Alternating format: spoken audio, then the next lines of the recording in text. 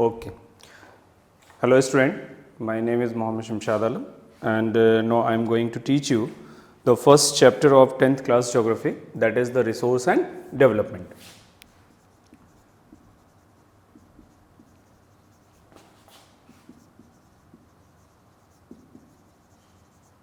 Resource and development. तो अब हम लोग यहाँ देखेंगे इस चैप्टर से एक दो क्वेश्चन, मतलब एमयू में कभी कभी 3 क्वेश्चन, कभी कभी 4 क्वेश्चन भी आ जाता है। उसका कोई लिमिटेशन नहीं है कि कहाँ से फिक्स्ड है कि 1-2 क्वेश्चन कहाँ से आ रहा है, 1-2 क्वेश्चन कहाँ से आ रहा है। यहाँ पे किसी से 4 भी आ जाता है, किसी से बिल्कुल नहीं आता है। तो यहाँ पे इस चैप्टर से पिछली बार जो क्वेश्चन पूछे गए हैं 3-4 क्वेश्चन मेरे ख्याल से इस चैप्टर से आया था। ठीक, तो यहाँ पर हम लोग शॉर्ट में आज मतलब ब्रीफ में इस पूरे चैप्टर्स को कवर अप करेंगे। ठीक, और इसको आप 20 क्वेश्चन में समराइज कर सकते हैं कि इसके बाहर इंशाल्लाह नहीं जाएगा। ठीक, तो हम लोग अभी स्टार्ट करते हैं। डेफिनेशन वगैरह तो ये सारी चीज़ें आप लोग सब जानते होंगे कि रिसोर्स वगैरह क्या होता है। तो anything that can be use to satisfy human needs which are economically accessible and technologically feasible and the culturally acceptable. ये सारी चीज़ें जो है ये रिसोर्स का डेफिनेशन है। तो डेफिनेशन पे हम लोगों को जाना नहीं है क्योंकि डेफिनेशन से क्वेश्चन आते नहीं है। हम लोगों को जाना है कि क्लासिफिकेशन ऑफ रिसोर्सेज, रिसोर्स का जो क्लासिफिकेशन है वहाँ से क्वेश्चन आता है। तो क्लासिफिकेशन जब हम करते हैं रिसोर्स का, क्लासिफिकेशन ऑफ रिसोर्सेज, तो resource can be classified on the different basis. First of them that is the origin. तो ऑरिजिन के बेसिस पर रिसोर्स को हम लोग बायोटिक और अबायोटिक में क्लासिफाई करते हैं। तो biotic, the organisms which have life is called biotic, the organism which don't have life is called abiotic. तो जितने भी, चाहे वो प्लांट्स हो, एनिमल्स हो, ह्यूमन बीइंग्स हो, ये सारे कंसिडर्ड हम लोग किस में अंदर करते हैं, बायोटिक रिसोर्स के अंदर करते हैं। दूसरा चीज़ है अबायोटिक, तो रॉक्स हो गया, मिनरल्स हो गए, ठीक है, these are considered under the अबायो। ठीक है, तो सिंपली ये क्वेश्चन पिछली बार पूछा गया था कि बायोटिक और अबायोटिक रिसोर्स जो क्लासिफाइड किया जाता है, देखिए उल्टा करके क्वेश्चन पूछा है।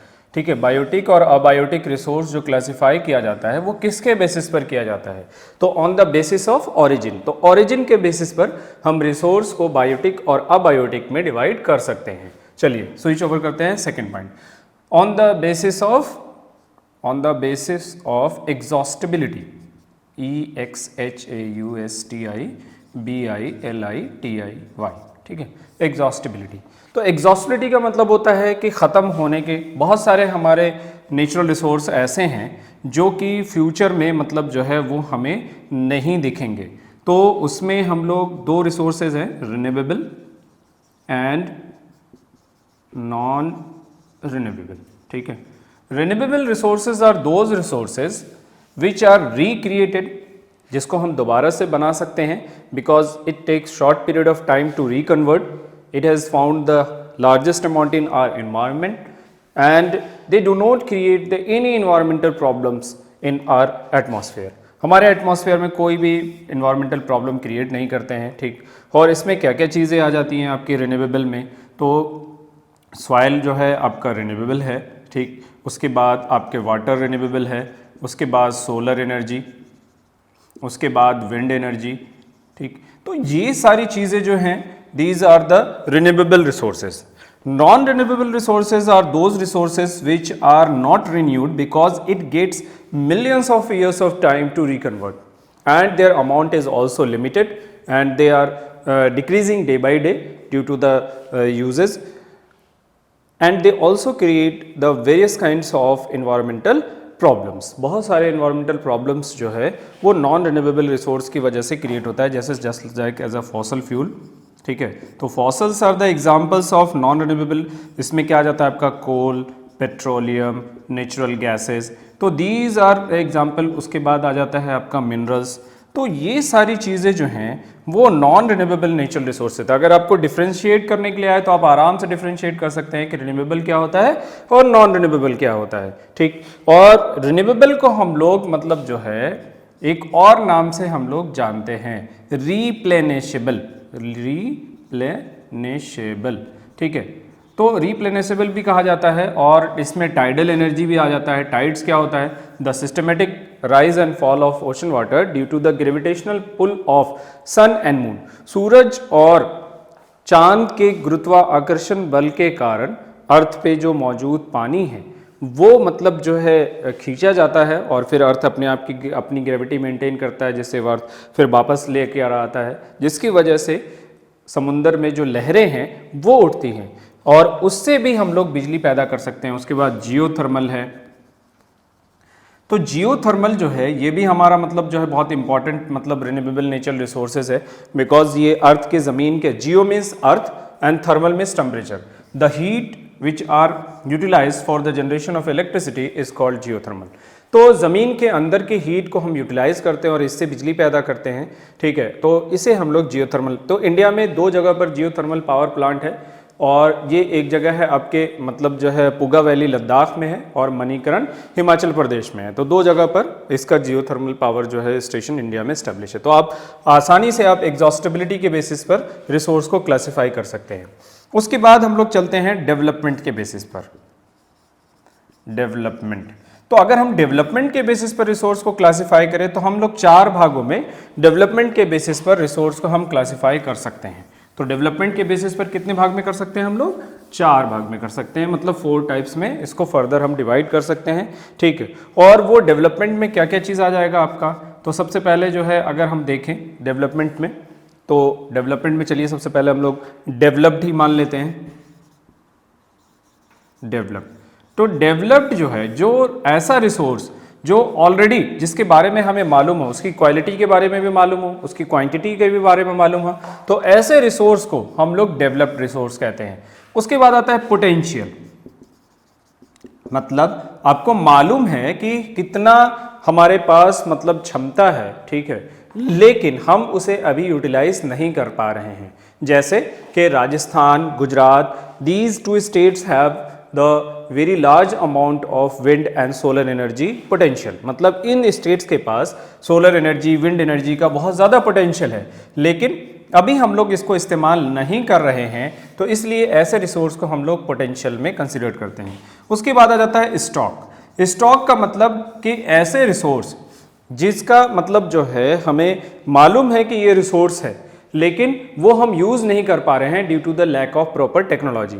हमारे पास मतलब जो है वो प्रॉपर टेक्नोलॉजी नहीं है, जिसके वजह से मतलब हम उसे यूज़ नहीं कर पा रहे हैं, लेकिन फ्यूचर में ये हो सकता है कि मतलब ये बाद में हम इसको इस्तेमाल करना शुरू करें। जैसे मतलब जो है आपके वाटर हम लोग जानते हैं कि वाटर जो है वो 2 गैसेस का मिक्सचर है, हाइड्रोजन और ऑक्सीजन का, और ये दोनों गैसेस जो हैं वो इनफ्लेमेबल गैसेस है, मतलब बहुत ज़्यादा इनकी कैलोरीफिक वैल्यू होती है, बहुत जल्दी आग पकड़ लेते हैं, लेकिन हम इनको सेपरेट कर रिसोर्स के फॉर्म में हम ये भी यूटिलाइज नहीं कर पा रहे हैं। लेकिन हो सकता है कि फ्यूचर में ऐसे कोई टेक्नोलॉजी डिक्लेयर हो जाए या डेवलप हो जाए जिससे कि हम इनका इस्तेमाल करना शुरू कर दें। उसके बाद इसी का एक और मतलब जो है टर्म आता है रिजर्व, ठीक है। तो रिजर्व जो है वो आपको मतलब जो है जो एक्स्ट्रा आपके पास जो रिसोर्सेज है जो आपने फ्यूचर के लिए बचा कर रखा है उसे हम लोग कहते हैं रिजर्व। तो 4th वाला आ जाता है वो स्टॉक और मतलब जो है रिजर्व वो एक दूसरे के सिनोनिम्स है, ठीक है। तो ये डेवलपमेंट के बेसिस पर हम रिसोर्स को 4 भागों में डिवाइड कर सकते हैं, develop, potential, stock and reserve. Now we will switch over to the आपके देखिए जब हम रिसोर्स को क्लासिफाई करते हैं तो रिसोर्स को क्लासिफाई करने के लिए हम लोग अलग अलग बेसिस का इस्तेमाल करते हैं। तो यहाँ पर हमने आपको बताया कि ऑरिजिन के बेसिस पर हम रिसोर्स को बायोटिक, अबायोटिक के फॉर्म में डिवाइड कर सकते हैं। उसी तरीके से मतलब जो है फिर हमने बताया आपको कि दूसरा जो हमारा एग्जॉस्टिबिलिटी के बेसिस पर हम रिसोर्स को 2 भागों में हमने क्लासिफाई किया, और एग्जॉस्टिबिलिटी के बेसिस पे जो क्लासिफाई किया हमने उसमें 2 था आपका, रिन्यूएबल और नॉन रिन्यूएबल। तो ज़्यादातर जो AMU में क्वेश्चन पूछा जाता है तो इन्हीं सबसे क्वेश्चंस जो है वो पूछे जाते हैं, ज़्यादा अंदर नहीं जाते हैं क्वेश्चन पूछने के लिए, तो इनको हमें समझना पड़ेगा। दूसरी चीज़ हम लोग जब बात करते हैं तो on the basis of ownership, ownership के बेसिस पर, ये जो चौथा है हमारा on the basis of ownership, on the basis of ownership. Ownership के आधार पर अगर हम लोग देखें तो इसमें भी रिसोर्स को अलग अलग तरीके से हम डिवाइड कर सकते हैं। तो इसमें सबसे पहला हमारा है इंडिविजुअल, इंडिविजुअल। जैसे आपके पास कार है, आपका अपना घर है, ठीक है, आपकी अपनी मतलब जो है स्कूटी है, तो ये क्या हो गया, आपका इंडिविजुअल रिसोर्स हुआ, इस पर आपका खुद का अधिकार हुआ, इस पर मतलब जो है किसी और का अधिकार। तो ऐसे रिसोर्स जिस पर आपका खुद का स्वामित्व हो, मतलब खुद का अधिकार हो, ऐसे रिसोर्स को हम लोग इंडिविजुअल रिसोर्स कहते हैं। और बहुत सारे मतलब जो है रिसोर्स भारत में ऐसे हैं जो कि इंडिविजुअल मतलब अपना लोगों का होता है, उस पर किसी दूसरे का अधिकार नहीं होता है। उसी तरीके से दूसरा जो हमारा, तो पहला इंडिविजुअल आपको आसानी से समझ में हो गया, जो अपना आपका जो रिसोर्स है, आपका जो सामान है, दैट इज द इंडिविजुअल। उसके बाद है community resource. Community resource, community तो जानते हैं कि मतलब मान लीजिए कोई गांव है, गांव में जो मतलब प्लेग्राउंड है, या फिर मतलब पॉस्चर लैंड्स है, या फिर मतलब जो है आपका ग्रेवयार्ड है, या फिर मतलब जो है आपके जितने भी आपके सोशल मतलब जो है वर्क करने के लिए जितने भी जगह हैं, उन सारी चीज़ों को हम लोग किस रिसोर्स में कंसिडर करते हैं, कम्युनिटी रिसोर्स। तो कम्युनिटी रिसोर्स जो है जिस पर एक गांव के सारे लोगों का अधिकार हो, वो ऐसे रिसोर्स को हम लोग कम्युनिटी रिसोर्स कहते हैं। उसके बाद मतलब जो है आ जाता है आपका नेशनल रिसोर्स। नेशनल, अगर लॉजिकली हम देखें तो all the resource belong to the nation, जितने भी रिसोर्स है सब they belong to the nation, किसी अपने पर्टिकुलर कंट्री का उस पर सबका अधिकार। मान लीजिए कि मेरी कोई चीज़ है तो कंट्री का उस पर पर्टिकुलर अधिकार हो सकता है। जैसे आप लोगों ने बहुत सारे डैम्स देखे होंगे, बहुत सारे रोड्स देखे होंगे, ओवर ब्रिजेस देखे होंगे, तो वो ज़मीनें जो है वो किसी पर्टिकुलर इंडिविजुअल की हुआ करती हैं, लेकिन जब मतलब गवर्नमेंट उस पर कोई प्रोजेक्ट बनाती है तो वो ज़मीनें फिर गवर्नमेंट की हो जाती है, गवर्नमेंट उनके बदले में उनको कुछ कंपनसेशन देते हैं, ठीक है। तो जितने भी दुनिया में मतलब इंडिया में रिसोर्स है, चाहे वो वाटर रिसोर्स मान लीजिए, चाहे वो मिनरल रिसोर्स मान लीजिए, ठीक है, सारे पर, चाहे वो फॉरेस्ट रिसोर्स मान लीजिए, सब पर किसका अधिकार है, तो नेशनल मतलब जो है आपके ऐसे रिसोर्स को हम लोग नेशनल रिसोर्स कहते हैं। दूसरी चीज़ इसमें इंपॉर्टेंट क्वेश्चन क्या बनता है कि जो भी रिसोर्स 19.2 किलोमीटर के अंदर या फिर 12 नॉटिकल माइल, मतलब समुद्री मील जिसे कहा जाता है, 12 नॉटिकल माइल के अंदर मतलब कोई भी चीज़, कोई भी रिसोर्स हमारे, मान लीजिए कि हमारा देश है और हमारे देश के मतलब कोस्टल एरिया से 19.2 किलोमीटर के अंदर कोई रिसोर्स पानी पर पाया जा रहा है, तो उस रिसोर्स पर भारत का अधिकार जो है वो होगा। तो 19.2 किलोमीटर के अंदर जो भी रिसोर्स पाया जा रहा है ओशन या फिर मतलब लैंड से पास, उसे हम लोग नेशनल रिसोर्स कहते हैं। उसके बाद आता है इंटरनेशनल रिसोर्स। इंटरनेशनल, तो इंटरनेशनल नाम से ही पता चल गया, NATIONAL, इंटरनेशनल, ठीक है। तो ऐसे रिसोर्स जिस पर मतलब दुनिया में जितने भी कंट्रीज हैं उस पर सबका बराबर का अधिकार हो, लेकिन वैसे रिसोर्स कहां से होगा, आफ्टर द 200 किलोमीटर, 200 किलोमीटर अगर ओशन सरफेस से कोई भी रिसोर्स किसी भी कंट्री के 200 किलोमीटर बाद पाया जाता है, तो उस पर इंटरनेशनल ऑर्गेनाइजेशन का मतलब जो है, उनका मतलब जो है उसका अधिकार होता है। और अगर आपको वो रिसोर्स यूटिलाइज करना है तो उससे पहले आपको इंटरनेशनल ऑर्गेनाइजेशन से परमिशन जो है वो लेना पड़ेगा। तो इंटरनेशनल मतलब जो है रिसोर्स हो गया, तो आपको हमने बताया कि ऑन द बेसिस ऑफ, सबसे पहले ओरिजिन देखा हम लोगों ने, फिर ऑन द बेसिस ऑफ हम लोग एग्जॉस्टिबिलिटी देखा, on the basis of development देखा, और on the basis of ownership देखा, और कैसे कैसे क्वेश्चन पूछे जा सकते हैं वो भी हमने आपको इसमें बता दिया। तो इस तरीके से हमारे क्लासिफिकेशन ऑफ रिसोर्सेज जो है वो कंप्लीट हो गया। लेकिन प्रॉब्लम कहां पे आती है, जब हम रिसोर्स को डेवलप कर रहे होते हैं, रिसोर्स को हम मतलब जो है आपको ढूंढ रहे होते हैं, तो ढूंढने के बाद जो लेवल ऑफ टेक्नोलॉजी होती है वो बहुत ज़्यादा रिसोर्स आर अनइवनली डिस्ट्रीब्यूटेड। हम लोग जानते हैं कि रिसोर्स जो है वो कहीं पर मतलब ज़्यादा है, कहीं पर कम है, कहीं पर बिल्कुल नहीं है, इस तरीके से है, ठीक है, अनइवनली डिस्ट्रीब्यूटेड है। दूसरी चीज़, जब से लोगों ने टेक्नोलॉजिकल एडवांसमेंट करना शुरू किया, they were misuses the natural resources because उन लोगों को ये लगने लगा कि resource are the free gifts of nature, मतलब रिसोर्स जो है वो नेचर का फ्री गिफ्ट से लूट लो जितना लूटना है। लेकिन उसके लूटने से दिक्कत क्या हुई कि उसके लूटने से हमें खुद, हमने ही मतलब लूटा और हमें ही सारे मतलब जो प्रॉब्लम्स जो है वो फील करने पड़ रहे हैं। अभी देख लीजिए ग्लोबल प्रॉब्लम्स क्या क्या है आपका, तो आपका ग्लोबल वार्मिंग, उसके बाद ओजोन डिप्लेशन, ठीक है, उसके बाद मतलब जो है फ्लड, सुनामी, ठीक। तो ये सारे जो मतलब जो है आपके प्रॉब्लम्स एराइजेज हो रहे हैं। उसके बाद मतलब जो है पॉल्यूशन, चाहे वो एयर पॉल्यूशन हो, वाटर पॉल्यूशन हो, चाहे वो मतलब जो है आपके सॉइल पॉल्यूशन हो, नॉइज पॉल्यूशन हो, ये सारे पॉल्यूशंस जो है वो सब हम लोगों के कारण ही ये सारी चीज़ें जो है वो डेवलप हुई हैं। अगर हम ग्लोबल वार्मिंग की बात करें तो हम लोग जितना फॉसल फ्यूल्स बर्न करते हैं उसकी वजह से हमारा मतलब, क्योंकि अगर हम अर्थ देखें हमारा, तो अर्थ के पास कार्बन डाइऑक्साइड जो है वो 0.03% है एयर में, जो कि नेचुरली अर्थ के टेम्परेचर को मेंटेन कर रखता है, ठीक। लेकिन ये जो कार्बन डाइऑक्साइड गैस है, it is a major greenhouse gas, ये सबसे बड़ा ग्रीन हाउस गैस है। और इसका काम क्या होता है कि to maintain the temperature of the earth, earth को ना ज़्यादा गर्म होने देता है ना ज़्यादा ठंडा होने देता है। तो अगर कार्बन डाइऑक्साइड नहीं होता तो अर्थ जो है वो पूरी तरीके से अर्थ का मतलब बर्फ का गोला होता, ठीक है, पूरी तरीके से। क्यों? क्योंकि जितनी हीट आती दिन में उतनी हीट रात में वापस चली जाती, जिसकी वजह से अर्थ जो है, तो इसीलिए कार्बन डाइऑक्साइड जो है वो इंपॉर्टेंट भी है। लेकिन due to the burning of fossil fuels its concentration is increasing day by day in our atmosphere. अभी कहा यह जाता है कि इसका जो परसेंटेज है वो बढ़ करके 0.04% हो चुका है, जिसकी वजह से अर्थ का जो एवरेज टेम्परेचर था वो भी बढ़ चुका है। पहले अर्थ का एवरेज टेम्परेचर 14 डिग्री सेल्सियस था और अभी अर्थ का एवरेज टेम्परेचर जो है वो 16 डिग्री सेल्सियस हो चुका है। मतलब एवरेज टेम्परेचर जो है वो अर्थ का बढ़ चुका है due to the increasing of carbon dioxide. Carbon dioxide काम क्या करता है? तो carbon dioxide create a blanket of layer, और वो लेयर क्या करता है? इनकमिंग सोलर रेडिएशन को तो आने देता है, लेकिन जो आउटगोइंग टेरेस्ट्रियल रेडिएशन है उसको वापस नहीं जाने देता है पूरी तरीके से। मान लीजिए जितनी सूरज की रोशनी आई उनमें से मतलब मान लीजिए 3 आई, 3 में से 2 को जाने देगा, 1 को वो ट्रैप कर लेगा।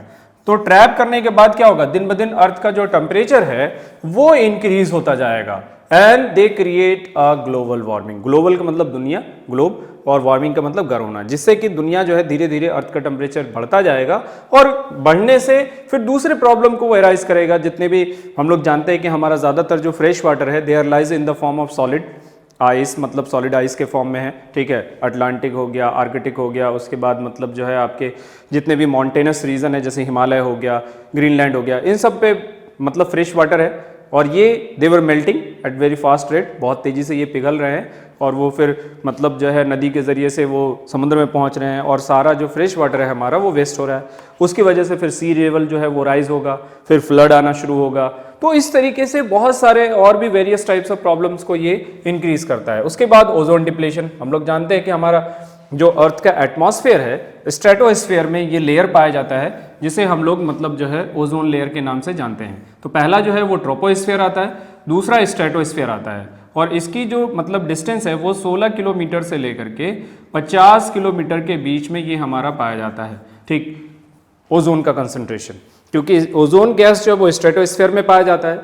अब दिन ब दिन क्या हो रहा है? Due to the releasing of CFC gases, chlorofluorocarbon, which we have releases from the refrigerator, fridge, ठीक है, जो परफ्यूम्स, ठीक है, बर्निंग ऑफ प्लास्टिक्स, इन सारी चीज़ों को जब हम जला रहे हैं, यूज़ कर रहे हैं, तो उससे जो है एक गैस रिलीज होता है जिसे हम लोग CFC कहते हैं, क्लोरोफ्लोरोकार्बन। और ये गैस जो है वो ओजोन के लिए बहुत ज़्यादा नुकसानदायक है, क्योंकि ओजोन जो है it is a mixture of O3, मतलब ऑक्सीजन के 3 मॉलिक्यूल्स से मिलकर के बना हुआ है। और ये क्या करता है? CFC ऑक्सीजन के मतलब ओजोन के एक ऑक्सीजन को कंज्यूम कर लेता है।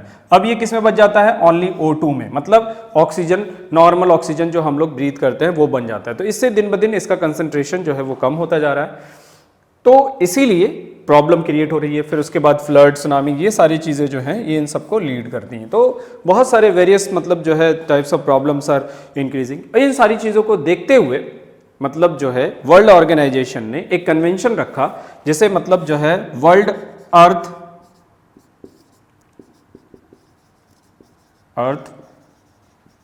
समिट के नाम से जाना जाता है। और ये फर्स्ट अर्थ समिट था जो मतलब जो है 1992 में हुआ था। ये बहुत इंपॉर्टेंट क्वेश्चन है कि फर्स्ट अर्थ समिट कब हुआ था? तो 1992 at Rio de Janeiro, Brazil में ये 1992 में ये हुआ था, कन्वेंशन मीटिंग हुई थी। और इसमें जितने भी मतलब जो है इन्वायरमेंटल प्रॉब्लम्स हो रहे थे या पॉवर्टी या फिर मतलब जो है आपके सोशल प्रॉब्लम्स थे या इकोनॉमिक प्रॉब्लम्स थे, उन सब से डील करने के लिए लोगों ने ये मीटिंग रखी थी जो कि ब्राज़ील में मतलब हुआ था और 1992 में हुआ था। दूसरी चीज़ मतलब इस मीटिंग में 21st एजेंडा जो है उसको अडॉप्ट किया गया। ये 21st एजेंडा क्या था?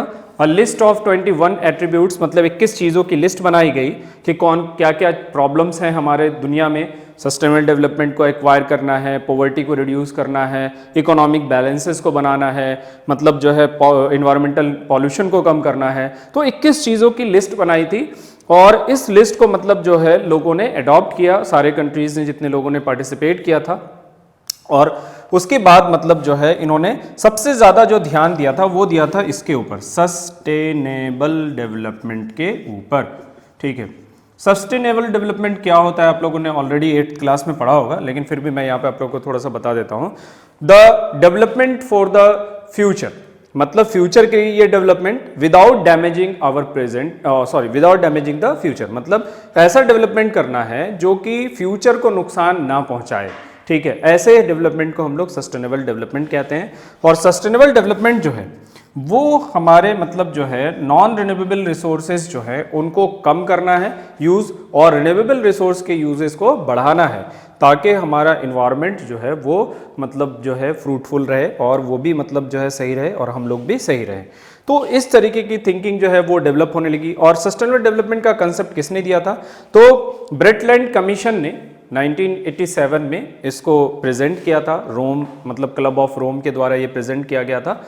और उसमें मतलब सस्टेनेबल डेवलपमेंट में बहुत सारी चीज़ें उन लोगों ने मतलब एक्सप्लेन की कि सोसाइटी में जो है इनका इस कंसेप्ट का होना बहुत ज़रूरी है क्योंकि हम लोगों ने रिसोर्स का मिसयूज़ करना शुरू कर दिया है। तो आप लोगों को यहाँ तक मैंने मतलब समझा दिया कि क्या क्या प्रॉब्लम्स क्रिएट हुई। उसके बाद कुछ और भी इन्वायरमेंट से प्रॉब्लम को डील करने के लिए लोगों ने कन्वेंशन किया, जैसे क्योटो प्रोटोकॉल, मॉन्ट्रियल प्रोटोकॉल, ये सारी चीज़ें भी थी ताकि इन्वायरमेंट को हम बचा सके। उसके बाद मतलब जो है फिर बीच में आया कि गांधीयन फिलॉसफी को जो है वो यूज़ किया जाए। तो गांधीयन फिलॉसफी क्या थी कि गांधी जी ने कहा, एक कोटेशन उन्होंने दिया कि there is enough for the everybody's need and not for the anybody's greed, मतलब कहा कि अर्थ पर इतना ज़्यादा चीज़ें मौजूद हैं, अगर हम मतलब जो है सब्र करने वाले हों तो हमें सारी चीज़ें मिलेंगी, लेकिन हम लालची हैं तो हमारे लिए वो फुलफिल नहीं है, वो हमारे लिए कम है। तो जितने भी लालच वाले लोग होते हैं उनके लिए तो जितना दे दो उतना कम है। तो उसी तरीके से वहाँ पे गांधी जी ने भी कोटेशन अपना दिया। फिर गांधी जी के मतलब जो है कोटेशन को ही लिखते हुए माइकल शुमेशर ने एक किताब लिखी जिसका नाम था स्मॉल इज ब्यूटीफुल। तो क्वेश्चन आ सकता है कि स्मॉल इज ब्यूटीफुल बुक जो है वो किसने लिखी है? तो शुमेशर ने लिखी है और गांधीयन फिलॉसफी के ऊपर उनकी किताब है। उसके बाद हम लोग आगे चलते हैं। अब यहाँ पर जो है क्या है, लैंड के बारे में। अब इंडिया के बारे में हम लोग देखते हैं कि लैंड डिस्ट्रीब्यूशन क्या है। हम लोग जानते हैं पहले तो पूरे ग्लोब के बारे में हम लोग देख लेते हैं कि 71% एरिया जो है that is covered with the water and 29% area is covered with the land. ये तो हो गया अर्थ के बारे में। ठीक, अब हम लोग बात करते हैं कि इंडिया कितना कवर करता है। तो India covers only 2.4% area of the world और 3.28 मिलियन स्क्वायर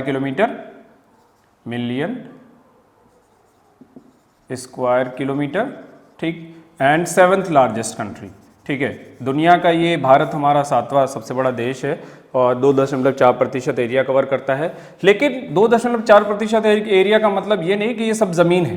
ठीक, तो ज़मीन के ऊपर अलग अलग फीचर्स भी हैं। फीचर्स क्या क्या है भाई, तो अब देख लेते हैं हम लोग। तो सबसे ज़्यादा मतलब 43% एरिया पे हमारे जो है दैट इज़ प्लेन एरिया। ठीक, उसके बाद 30% एरिया पे हम लोगों को क्या है, तो प्लेटू है, और ओनली 27% एरिया पे क्या है, माउंटेन है। ठीक, सबकी अपनी अपनी मतलब जो है फीचर्स हैं और सबके अपने अपने मतलब एडवांटेजेस हैं। अगर हम प्लेटू की बात करें तो रिच सोर्स ऑफ मिनरल्स, जितने भी आप गोल्ड की बात करें, सिल्वर की बात करें, प्लैटिनम की बात करें, कोल की बात करें, मैग्नीज की बात करें, ठीक है, आपको यहाँ पर कॉपर की बात करें, सब प्लेटू में मिलेगा। उसके बाद प्लेन की हम लोग बात करें, fertile land suitable for the agriculture. And अगर हम माउंटेन की बात करें, they are rich source of the vegetation, कि आपको मतलब पेड़ पौधे जो हैं यहाँ पर आपको मिलेंगे मॉन्टेनस इलाकों पे। तो इस तरीके से हमारे भारत में लैंड का डिस्ट्रीब्यूशन है। लेकिन फिर बाद में हम लोग कैटेगराइज करते हैं जो प्लेन एरियाज है हमारा, तो इसको अगर यूज करने की बात करें तो बहुत सारे 5 अलग बाद में फिर क्लासिफिकेशन है, जैसे net shown area, the land suitable for the cultivation, the land not suitable for the cultivation, fallow land, ठीक है। तो इस तरीके से फॉरेस्ट लैंड, तो इस तरीके से 5 क्लासिफिकेशन है। तो इनमें सबसे इंपॉर्टेंट जो हम लोगों को यहां पर समझना है वो है net shown area. Net shown area, जितने एरियाज पे आप खेती बाड़ी करते हैं, that area is known as the net shown area, and net shown area is also known as the gross cropped area। net shown area को ही gross cropped area के नाम से भी जाना जाता है। तो इस तरीके से ये बहुत इंपॉर्टेंट है कि कितना मतलब प्रतिशत पे हमारा प्लेन है, तो कितने प्रतिशत पे प्लेटू है, कितने प्रतिशत पे माउंटेन है। तो जब हम लोग यहाँ पे इसकी बात कर रहे हैं तो हमें मतलब प्लेन के बारे में पढ़ना भी पड़ेगा। तो अब हम लोग पढ़ते हैं सॉइल के बारे में, कि इंडिया में जब ये चैप्टर हम पढ़ रहे हैं तो सॉइल बहुत इंपॉर्टेंट है, ठीक है। तो सॉइल, तो हम लोग जानते हैं कि सॉइल किसे कहते हैं। Soil is the top most layer of the earth which supports the plants life. मतलब जो है सॉइल जो है वो मतलब अर्थ का सबसे ऊपर का लेयर होता है जो कि प्लांट्स लाइफ को सपोर्ट करता है। और यहाँ पे मतलब जो है अलग अलग तरीके के सॉइल के क्लासिफिकेशन है जो हम लोग यहाँ अभी स्टडी करेंगे। तो सॉइल के बारे में बहुत सारे फैक्टर्स होते हैं, जिसमें मतलब जो है टाइम भी आता है आपका, रिलीफ फीचर्स भी आता है आपका, उसके बाद मतलब ह्यूमस भी आता है आपका, ठीक है। उसके बाद क्लाइमेटिक फैक्टर्स भी आते हैं। तो 5 मतलब फैक्टर्स हैं which are responsible for the formation of soil. Soil is formed due to the weathering of rocks, मतलब जो रॉक्स होते हैं उनके टूटने फूटने से ही सॉइल का फॉर्मेशन होता है, ठीक है। तो इस तरीके से सॉइल जो है हमारा बना है।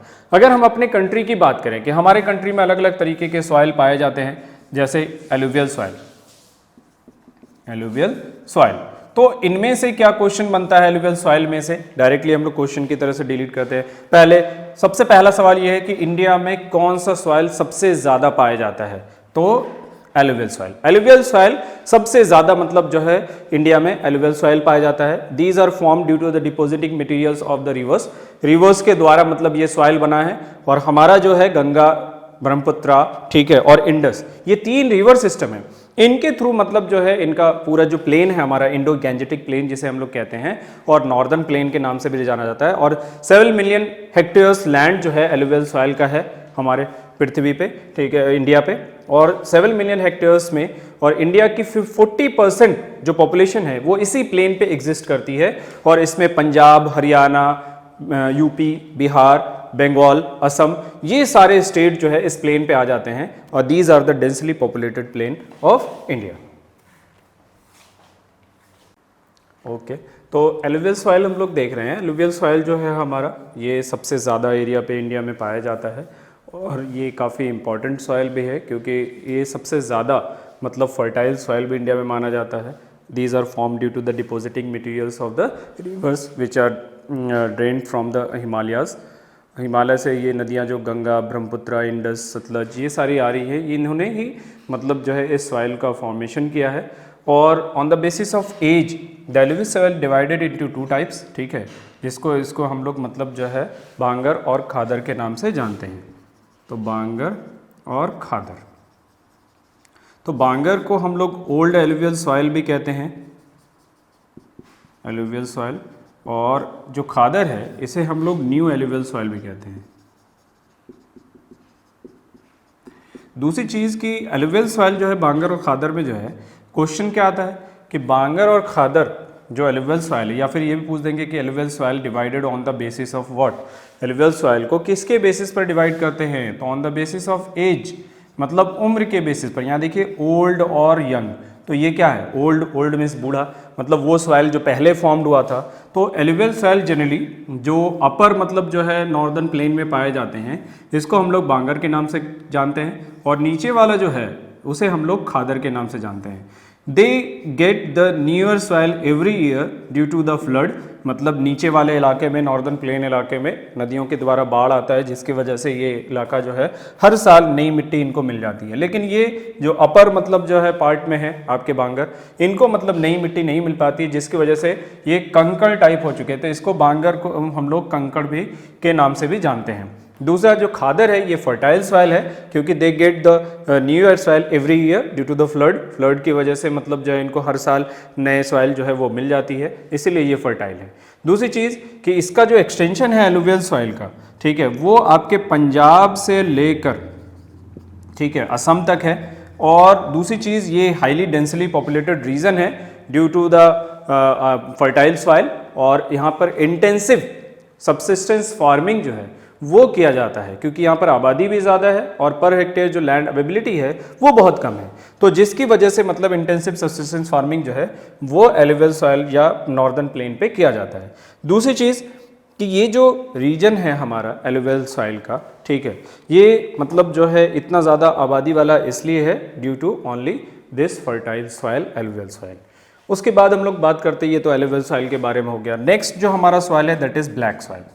तो ब्लैक सॉइल का दूसरा नाम रिगुर सॉइल भी है, और black soils are form due to the volcanic eruption that was erupt in the cretaceous period. Cretaceous period में एक मतलब ज्वालामुखी जो है वो फटा और ज़मीन के अंदर से जो मैग्मा निकला, ठीक है, they are spread over the Deccan plateau and they have converted into the soil and that soil is known as the black soil. तो ब्लैक सॉइल जो है इसमें आयरन का कंटेंट बहुत ज़्यादा है, ठीक है। तो ब्लैक सॉइल ये सुटेबल किस क्रॉप के लिए, ये सबसे इंपॉर्टेंट क्वेश्चन पूछा जाता है, that is suitable for the cotton crop. तो इसे कॉटन सॉइल के नाम से भी जानते हैं। तो ब्लैक एंड वाइट के इससे आप याद रख सकते हैं कॉम्बिनेशन कि ब्लैक सॉइल में वाइट उगाया जाता है क्योंकि कॉटन क्या होता है, वाइट होता है। तो ब्लैक सॉइल जो है उसमें कॉटन की खेती जो है वो सबसे अच्छी होती है। और मतलब इंडिया के जो डेक्कन प्लेटू है हमारा, तो क्वेश्चन क्या पूछा जाता है इससे कि जो हमारा ब्लैक सॉइल है वो कहाँ पाया जाता है, तो डेक्कन प्लेटू पे पाया जाता है, जो हमारा साउथ इंडिया है वहाँ पाया जाता है, और आपके महाराष्ट्र, सौराष्ट्र, गुजरात, ठीक है, some parts of Tamil Nadu, Madhya Pradesh, इन सब जगहों में मतलब ब्लैक सॉइल जो है आपको मिल जाएगा। दूसरी चीज़, किस सॉइल में क्रैक्स डेवलप हो जाते हैं इन समर सीजन, गर्मी के दिनों में मतलब ब्लैक सॉइल एक ऐसा सॉइल है जो कि फट जाते हैं, मतलब जो है क्रैक्स डेवलप हो जाते हैं उनके अंदर। तो क्वेश्चन यहाँ से पूछा जाता है कि which soil develop cracks in the summer season. एक तो ये क्वेश्चन हो गया इंपॉर्टेंट इनमें से। एक और इंपॉर्टेंट क्वेश्चन इनमें से बनता है कि वो क्या है, तो वो है कि वाटर होल्डिंग कैपेसिटी सबसे ज़्यादा किस सॉइल की होती है, तो दैट इज ब्लैक सॉइल।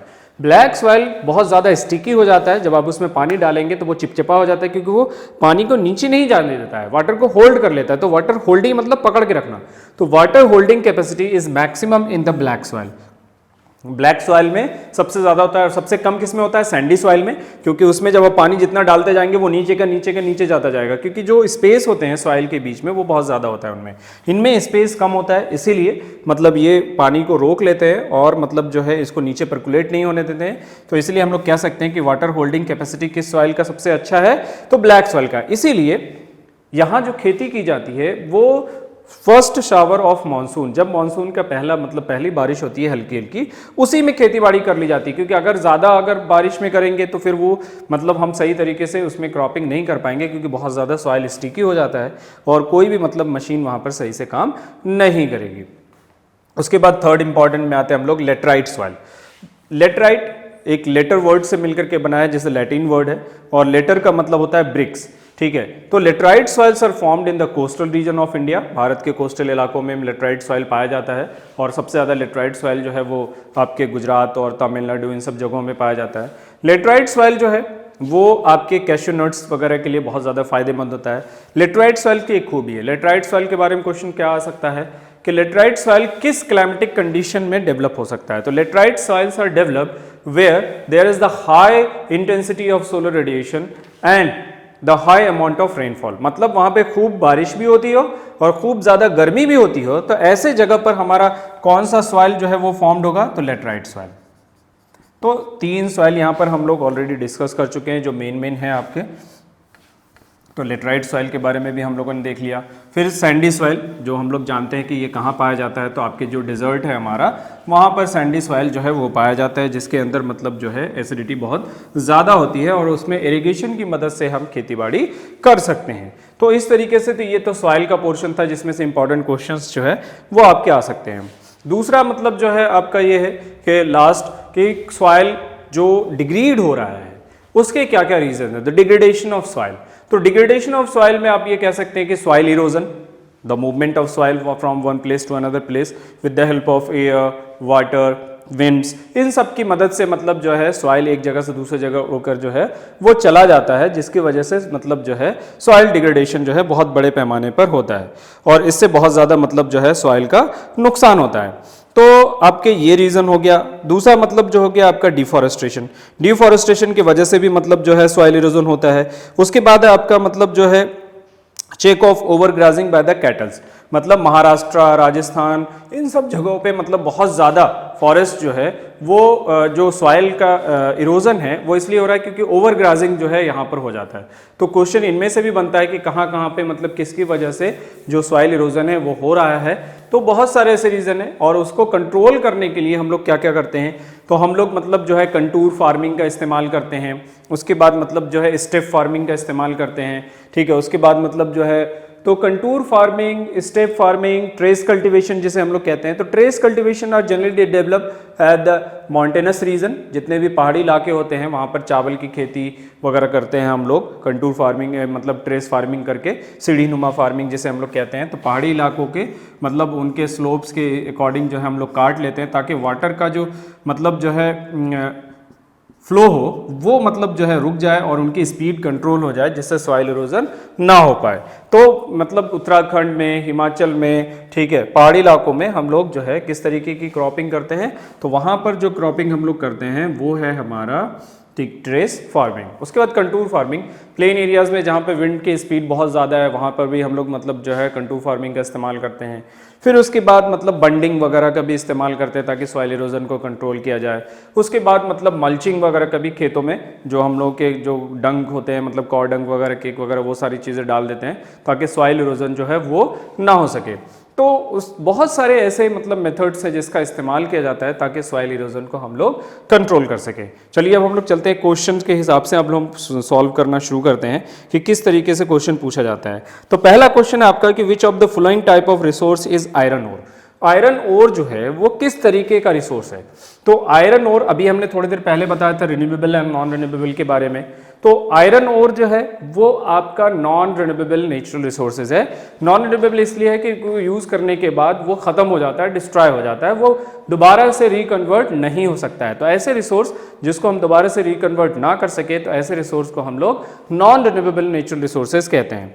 दूसरा सवाल है हमारा कि under the which of the following type of resource can the tidal energy B put. Tidal energy जो है वो किस तरीके के रिसोर्स है? अभी हमने बताया था कि रिन्यूएबल के बारे में। तो ऐसे रिसोर्स जिसको हम दोबारा से यूज करने के बाद यूज कर सके, ऐसे रिसोर्स को हम लोग जो है रिन्यूएबल रिसोर्स कहते हैं, जैसे solar energy, wind energy, geothermal energy, tidal energy, और इसे हम लोग रिप्लेनिशेबल एनर्जी भी कहते हैं। तो renewable energy also known as replenishable energy. तो यहां पे हो जाएगा आपका रिप्लेनिशेबल एनर्जी। उसके बाद है what is the main cause of land degradation in Punjab. Punjab में लैंड डिग्रेडेशन का मेन कारण क्या है? Over irrigation. Over irrigation. Irrigation क्या होता है? When we provide the water to the crops at a fixed time interval is called the irrigation. तो वहाँ पर पानी बहुत ज़्यादा अवेलेबल है, इरिगेशन फैसिलिटीज़ बहुत ज़्यादा अवेलेबल है, और पंजाब ही एक ऐसा भारत का राज्य है जहाँ पर सबसे ज़्यादा इरिगेशन फैसिलिटीज़ अवेलेबल है। उसके बाद है हरियाणा। तो पंजाब में पानी मतलब जो है अवेलेबल है और इसकी वजह से वो लोग पानी डाल करके खेतों में छोड़ देते हैं, जिसकी वजह से मतलब जो है आप जैसे मान लीजिए कि आपको खाने की ज़रूरत है, ठीक है, तो आपको मतलब जो है भूख लगी है, आपने खाना खा लिया। अब हमने कहा कि आपको ज़बरदस्ती हम खिलाते जा रहे हैं, तो उससे क्या होगा आपको कि प्रॉब्लम हो जाएगी क्रिएट। उसी तरीके से यहाँ पर भी क्रॉप्स को जितने पानी की ज़रूरत है उतना ही देना चाहिए, उससे ज़्यादा अगर हम देंगे तो वो भी क्रॉप्स के लिए बहुत ज़्यादा मतलब प्रॉब्लम का सबब बन सकता है। तो ओवर इरिगेशन जो है मेन कारण है मतलब जो है आपके पंजाब में, ठीक है, जिसकी वजह से आपका जो है लैंड डिग्रेडेशन हो रहा है। दूसरा है in which of the following state is the black soil is found. तो अभी हमने थोड़ी देर पहले बताया कि महाराष्ट्र, ठीक है, सौराष्ट्र, पंजाब इज गुजरात, ठीक है, उसके बाद आपके मध्य प्रदेश, तमिलनाडु, इन सब जगहों पे मतलब जो है आपके ब्लैक सॉइल पाया जाता है। And black soil is very much suitable for the cultivation of cotton. Cotton के लिए बहुत ज़्यादा सुटेबल है। और अभी लीडिंग प्रोड्यूसर जो है वो कॉटन का वो कौन है? Gujarat. Gujarat is the leading producer of cotton. और आप लोगों को शायद मालूम होगा, यहाँ से भी एक दो क्वेश्चन गुजरात से पूछे जाते हैं, क्योंकि अहमदाबाद जो है, ठीक है, गुजरात में, उनको मैनचेस्टर ऑफ इंडिया के नाम से जाना जाता है, ठीक। उसके बाद कानपुर को मैनचेस्टर ऑफ नॉर्थ इंडिया के नाम से जाना जाता है। उसके बाद कोयम्बटूर को मैनचेस्टर ऑफ साउथ इंडिया के नाम से जाना जाता है। तो ये सारी चीज़ें आप इंडस्ट्रीज़ वाले पोर्शन में आप लोग करेंगे कि मतलब जो है किसको क्या कहा जाता है, 10th के ज्योग्राफी में ही ये सारी चीज़ें आपको पढ़ने को मिल जाएंगी। तो इन जगहों पे, इन स्टेट्स में ब्लैक सॉइल का फॉर्मेशन, तो क्वेश्चन के हिसाब से यहाँ ऑप्शन दिया हुआ है गुजरात, झारखंड, राजस्थान, गोवा। तो झारखंड में भी नहीं पाया जाता है, राजस्थान में सैंडी सॉइल पाया जाता है, गोवा में भी नहीं पाया जाता है, तो कहाँ पाया जाएगा, गुजरात में। तो गुजरात जो है यहाँ पे ऑप्शन के हिसाब से हो जाएगा। उसके बाद है in Chambal basin bad lands are called, Chambal में मतलब इनको रेवाइंस के नाम से जाना जाता है, bad lands are known as ravines in Chambal basin. उसके बाद है कि which soil has the highest water holding capacity, अभी थोड़ी देर पहले मैंने बताया ब्लैक सॉइल। ब्लैक सॉइल के अंदर जो है सबसे ज्यादा वाटर होल्डिंग कैपेसिटी होता है, पानी को एब्जॉर्ब करने की कैपेसिटी होती है उनके अंदर। उसके बाद है national forest policy. National forest policy was implemented in 1952। Next question is dash state use the trace cultivation practices. तो ट्रेस कल्टीवेशन इसमें ऑप्शन है आपका, ऑप्शन से ही आपका आंसर आ जाएगा, उत्तराखंड, हरियाणा, यूपी, पंजाब। तो इट मीन्स यहां पर देख लीजिए कि माउंटेनस स्टेट कौन सा है, तो उत्तराखंड, हरियाणा, पंजाब और मतलब जो है आपके यूपी, ये सारे प्लेन रीजन्स हैं, इसलिए यहाँ पे क्या हो जाएगा आपका Uttarakhand. Next question, laterite soil lakhs of dash. Laterite soil में किस चीज़ की कमी होती है, तो लेटराइट सॉइल लैक्स ऑफ मतलब जो है इसमें आयरन की कमी होती है। Which soils mainly found in the Chota Nagpur प्लेटू। छोटा नागपुर प्लेटू में किस तरीके का सॉइल जो है वो पाया जाता है, तो Chota Nagpur plateau have mainly have the red soil, sorry alluvial soil. The old alluvial soil is also known as, old alluvial soil को अभी हमने दो सॉइल बताए आपको कि एज के बेसिस पर एलुवियल सॉइल को दो हिस्सों में डिवाइड किया गया है, बांगर एंड खादर। तो बांगर जो है that is old alluvial soil and khadar new alluvial soil. और जो न्यू है वो फर्टाइल है और जो ओल्ड है वो मतलब जो है लेस फर्टाइल है। Next question, that is the resource which are found in the region but not have been utilize are called. मतलब वो रिसोर्स जो आपके जगह पाया जाता हो लेकिन आपने उसको अभी यूटिलाइज नहीं किया है, तो ऐसे रिसोर्स को हम पोटेंशियल रिसोर्स कहते हैं। मतलब आपके अंदर कैपेसिटी है लेकिन आपने उसको यूटिलाइज नहीं किया, तो दैट इज योर पोटेंशियल। तो पोटेंशियल रिसोर्स के एग्जांपल्स हैं, ठीक। दूसरी चीज है लेटराइट। लेटराइट, जो लेटराइट है वर्ड, ये आपके ग्रीक वर्ड है, इसका मतलब क्या होता है, लेटर, लेटर विच मीन्स अभी हमने बताया ब्रिक, ठीक है, इसका मतलब होता है ब्रिक, ईट। उसके बाद है कि आपका कितने परसेंट एरिया पे मतलब भारत में प्लेन एरिया है, दैट इज 43% एरिया। उसके बाद है how resource can be classified on the basis of origin. Origin के बेसिस पर रिसोर्स को कैसे क्लासिफाई करते हैं, तो biotic and abiotic. Now the first earth summit was held at Rio de Janeiro in which year. Rio de Janeiro में जो first earth summit हुआ था दैट वाज हेल्ड इन 1992, 1992 में मतलब जो है पहला वहाँ पे मतलब ये हुआ था, ठीक है। तो ये सारे क्वेश्चन है आपके, और इनमें से मुझे नहीं लगता कि मतलब जो है कोई भी क्वेश्चन बाहर जाना चाहिए। नेक्स्ट क्वेश्चन इसमें से, in which of the following state the black soil is predominantly found. Jammu and Kashmir, Maharashtra, Rajasthan, Jharkhand, that is Maharashtra. Maharashtra में मतलब जो है सबसे ज़्यादा आपकी ये सॉइल पाया जाता है। चलिए अब यहाँ पर एक क्वेश्चन है, आपके क्वेश्चन टाइप भी मैं करवा देता हूँ। Name the 3 state which having the black soil, that is Maharashtra, Gujarat, Madhya Pradesh और सौराष्ट्र, ये सारे एग्जाम्पल्स हैं उनके। Which rivers, which soil is form through the rivers, that is the alluvial soil. Alluvial soil rivers के द्वारा मतलब जो है वो बनाए जाते हैं। The main techniques that can be use to given below, जैसे कि बहुत सारे टेक्निक्स है जो सॉइल इरोजन को हम लोग कंट्रोल कर सकते हैं, जैसे कंटूर प्लॉइंग अभी हमने बात की। उसके बाद ट्रेस कल्टीवेशन के बारे में हमने बताया। फिर स्ट्रिप्स ऑफ ग्रासेस, आप घास वगैरह लगा दीजिए, ठीक है, जिससे उससे भी कंट्रोल हो जाएगा। क्रॉप रोटेशन भी कर सकते हैं, ठीक है। तो ये सारी चीज़ें हैं जो आपको मतलब जो है, अब आपका now you have full information about the resource and development chapter and you can able to solve all the question that is related to this chapter very easily. If you have any problem then contact me, okay, then we have completed this chapter. No, thank you very much.